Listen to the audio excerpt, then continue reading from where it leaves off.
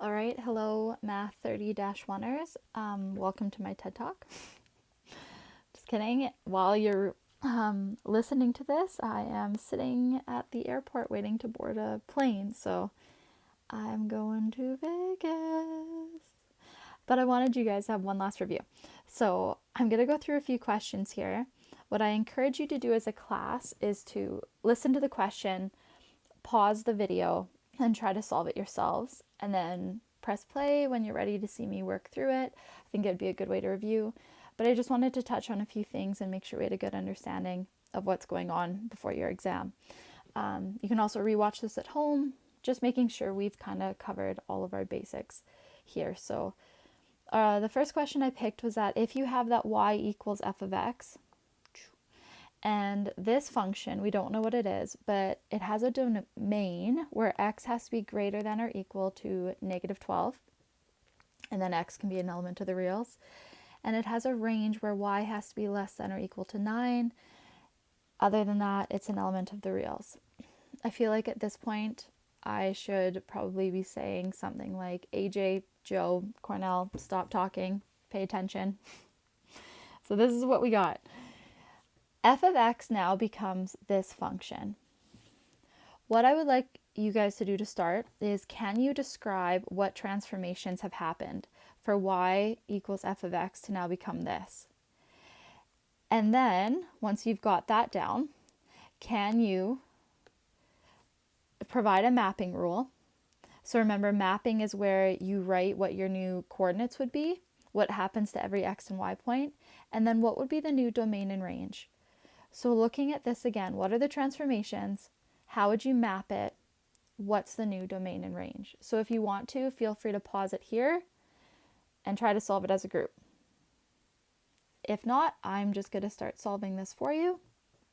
So if we look at the transformations, please, please, please remember, we have to follow the steps: stretches, reflections, translations. If you remember my dumb analogy that we came up with last year, for some reason we came up with stinky rabbit toots. I don't know why, but it stuck in our minds, and that's what we did. So if we look at our stretches first, you can always start with x or y. It really doesn't matter.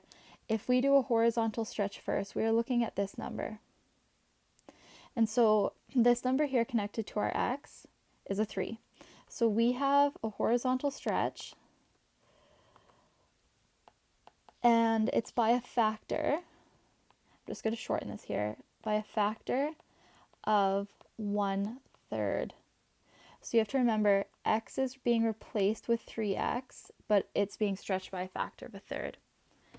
We have a vertical stretch. I'm going to start abbreviating these. Hopefully you know what I'm talking about. A vertical stretch, and this is a factor of 1/4. It is not a negative quarter. That we work with separately as a reflection. And so y was replaced with 4y, but we know when we move it to the other side of the equation, it would have been a factor of a quarter. Okay, so we do have a reflection. So we have a reflection happening in relation to our y. So what that means is we have a reflection across the x-axis, because all of our y points are going to become negative. And so therefore y got replaced with negative y at that point. So if we keep track of what we've done here, this is where we're working with for replacement notation. And now let's look for translations. We can see that there's nothing connected to our y, there's nothing at the end of our equation, so we know that there's no vertical translation. There's no k value when we go back to that basic equation for these. And so what we need to look at right now is this. And if you remember what I showed you guys yesterday, we can't just say this is 12 to the left. That would be wrong. So our translation, and this is really important to note, we have to factor this first. We have to factor, so if I look up here, this would be 3 times x plus 4. So if we pull a 3 out of this 12, and it's a positive 3, so we don't get a sign change, we will actually see that this equates to 4 units to the left. So x was replaced with x plus 4. So that's what's happening in terms of our transformation. And so now if we think about like what would happen to our xy point. So what would happen to every xy point on this graph? Let's look at our x's first because I feel like that was a bit of a simpler one. If we look at our x's first, we're going to see that we would end up with every x value has to be multiplied by a third because we had a stretch factor of 1/3 right here. And then we horizontally translated it 4 units to the left. So every one of those points we need to subtract 4 from. Our y values, we vertically stretch them by a factor of 1/4. So you look at that stretch first. So every y value needs to be multiplied by 1/4. Then we had our reflection that caused it to be negative. So you would end up with negative 1/4 y. So just a reminder, this is mapping notation. It's where we look at what's actually happening to the point. So now if I look at what would my new domain be, just zoom that out a little bit. If we look at our original domain, we stated that x had to be greater than or equal to negative 12. I'll just write that down again here. Where x had to be greater than or equal to negative 12. And other than that, it's an element of the reals. Okay, this element of the reals we don't really care about here. We need to just look at when x is greater than or equal to negative 12. So if I just pull that out, I'm going to write it here. And I want you to think about what did we say is happening in every one of our points. We said for x, we said here that it's 1/3 x minus 4. Well, that's what's going to happen to this domain point. So right now on a number line, it looks like this. You have negative 12. It can be including negative 12 because it's greater than or equal to, and it's going like this. So if you think about what we're going to do to negative 12 here, we need to times it by a third.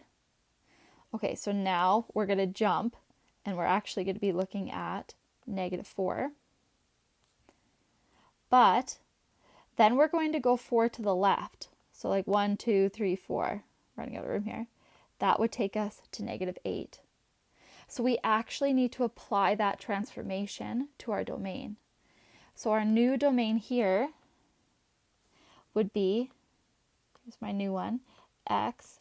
X has to be greater than or equal to negative 8.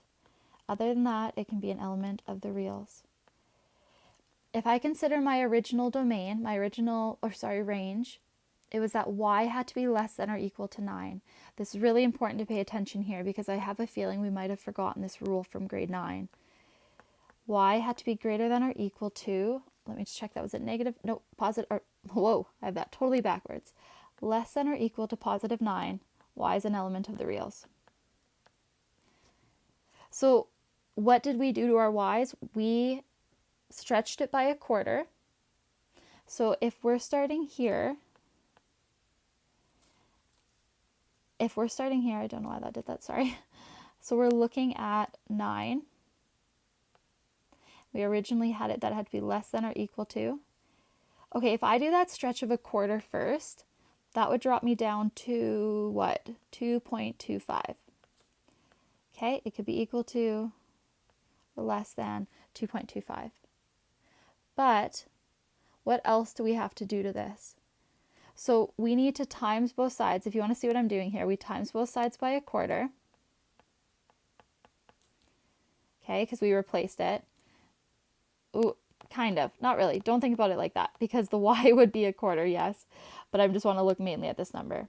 So I times it by 1/4. So I'm saying y has to be less than or equal to 2.25.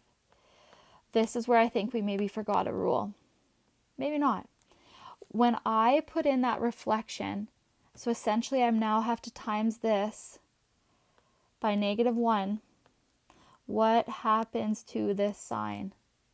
So remember, whenever you have an inequality, you have to flip your sign if you multiply it by a negative. And if you remember why, think about this. If 3 is less than 5, we all agree 3 is less than 5. But if I times both sides by -1, -3 is not less than -5. So if you multiply or divide by a negative, you have to remember that that sign needs to flip in order to keep kind of its truth. So this would be my new range. Y has to be greater than or equal to -2.25. Other than that, it's an element of the reals.